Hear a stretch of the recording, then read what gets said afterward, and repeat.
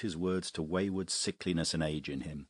He loves you on my life, and holds you dear as Harry, Duke of Hereford, were he here. Right, you say true.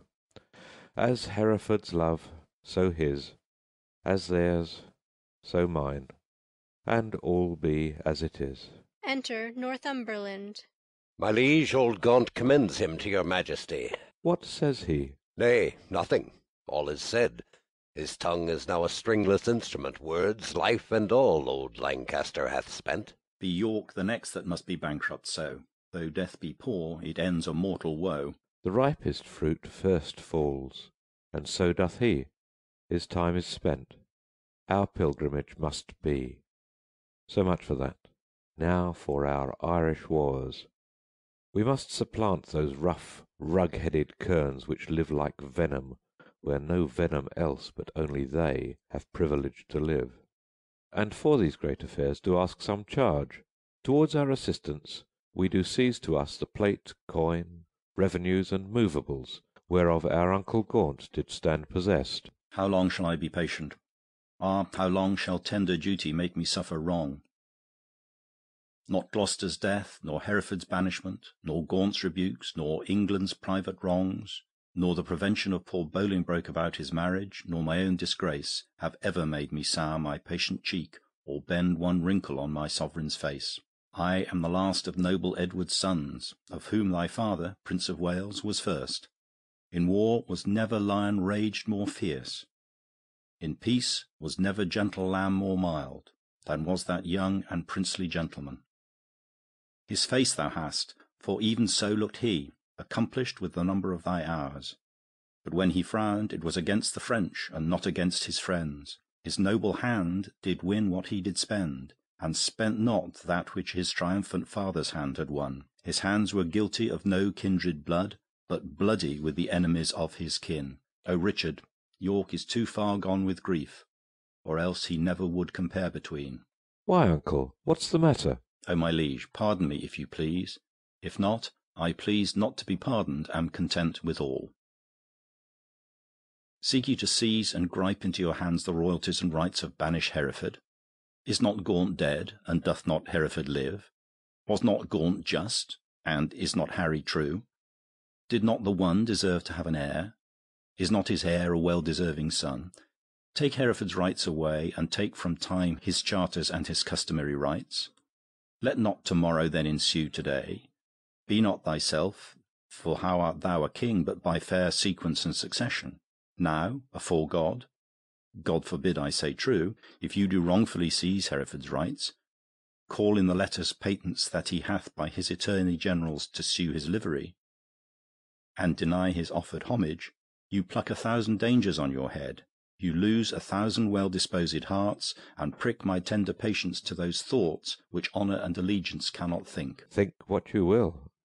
We seize into our hands his plate, his goods, his money, and his lands. I'll not be by the while. My liege, farewell. What will ensue hereof there's none can tell, but by bad courses may be understood that their events can never fall out good. Exit. Go, Bushy, to the Earl of Wiltshire straight. Bid him repair to us to Ely House to see this business. To-morrow next we will for Ireland, and 'tis time, I trow.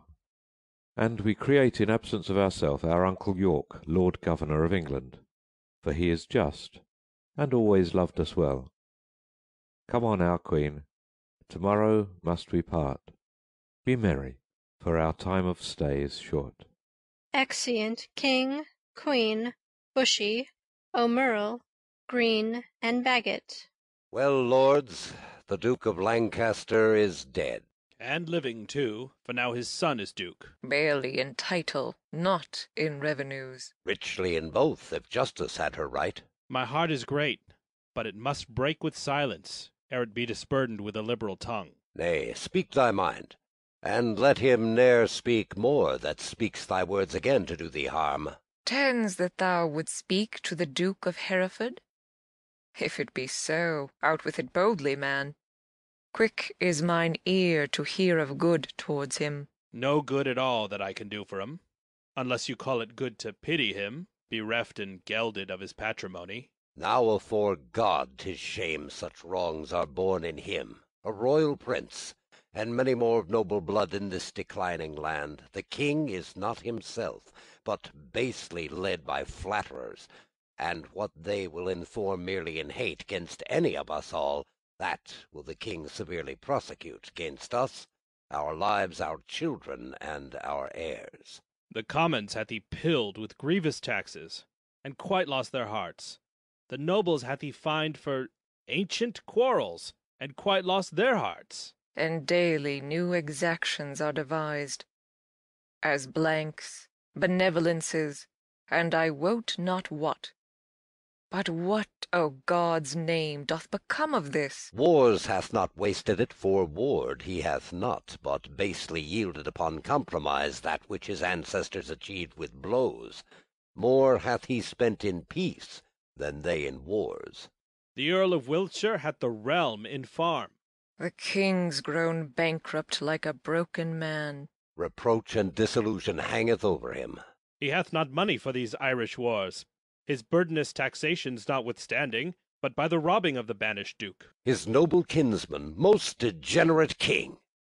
But, lords, we hear this fearful tempest sing, yet seek no shelter to avoid the storm. We see the wind sit sore upon our sails, and yet we strike not, but surely perish. We see the very wrack that we must suffer, and unavoided is the danger now, for suffering so the causes of our wrack. Not so, even through the hollow eyes of death I spy life peering, but I dare not say how near the tidings of our comfort is. Nay, let us share thy thoughts as thou dost ours.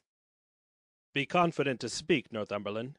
We three are but thyself, and speaking so, thy words are but as thoughts. Therefore be bold.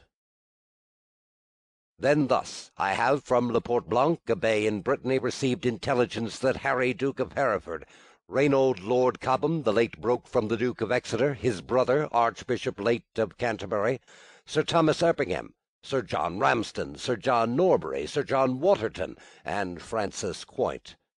All these well furnished by the Duke of Bretagne, with 8 tall ships, 3,000 men of war, are making hither with all due expedience, and shortly mean to touch our northern shore.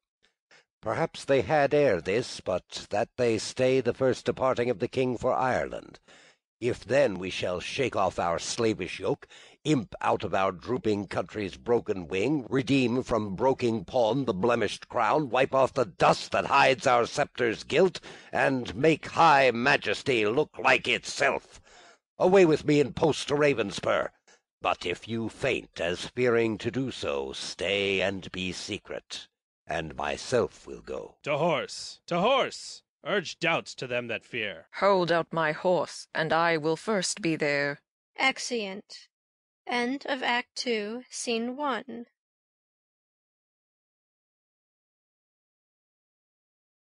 Act 2, Scene 2. The same, a room in the castle. Enter Queen, Bushy, and Bagot. Madam, your majesty is too much sad. You promised when you parted with the king to lay aside life-harming heaviness and entertain a cheerful disposition. To please the king I did. To please myself I cannot do it. Yet I know no cause why I should welcome such a guest as grief, save bidding farewell to so sweet a guest as my sweet Richard. Yet again methinks some unborn sorrow, ripe in fortune's womb, is coming towards me, and my inward soul with nothing trembles. At something it grieves more than with parting from my lord the king. Each substance of a grief hath 20 shadows, which shows like grief itself, but is not so. For sorrow's eye, glazed with blinding tears, divides one thing entire to many objects, like perspectives, which rightly gazed upon show nothing but confusion. Eye to eye distinguish form. So your sweet majesty, looking awry upon your lord's departure, finds shapes of grief more than himself to wail, which, looked on as it is not but shadows of what it is not. Then, thrice gracious queen, more than your lord's departure weep not, more is not seen. Or if it be, 'tis with false sorrow's eye, which for things true weeps things imaginary. It may be so, but yet my inward soul persuades me it is otherwise.